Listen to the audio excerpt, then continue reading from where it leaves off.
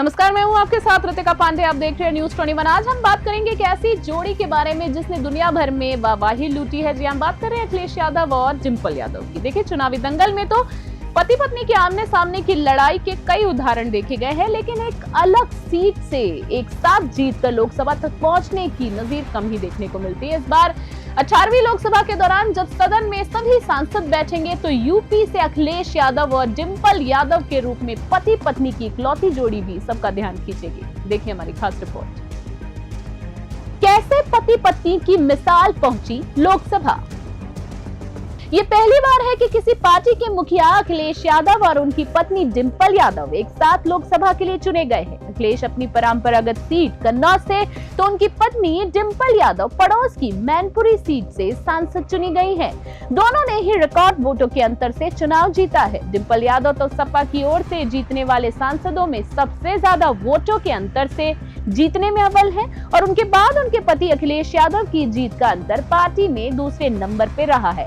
ये भी एक अलग अलग तरह का रिकॉर्ड है। ऐसे में लोकसभा की कार्रवाई के दौरान जब दोनों सदन में मौजूद रहेंगे तो सबकी निगाहें उन पर रहने वाली है। अगर दोनों के लिए बैठने की जगह भी पास पास होगी तो ये देखना काफी दिलचस्प होगा।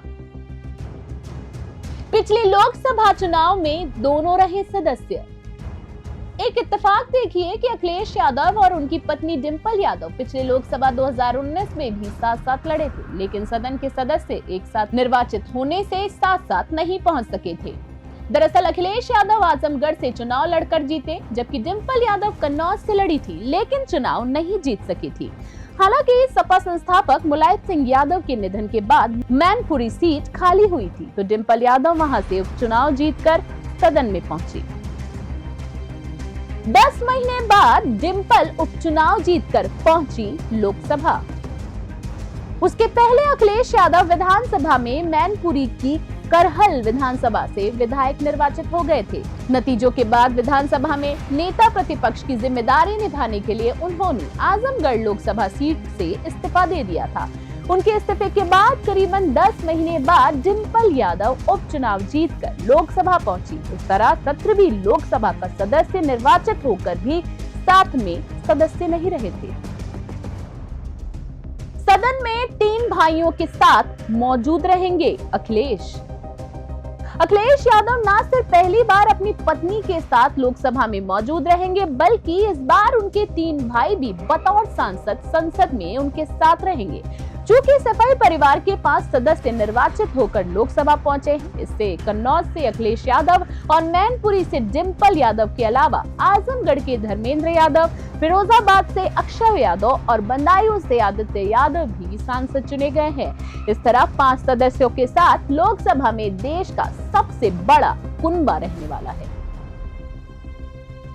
पिता और एक भाई के साथ सदन में रह चुके अखिलेश 2000 के उपचुनाव में जब वो पहली बार कन्नौज के सांसद बने थे तो उस समय उनके पिता मुलायम सिंह यादव संभल के सांसद के रूप में उनके साथ लोकसभा में थे। 2004 में लोकसभा चुनाव में कन्नौज से अखिलेश यादव और मैनपुरी से उनके चचेरे भाई धर्मेंद्र यादव लोकसभा पहुंचे थे।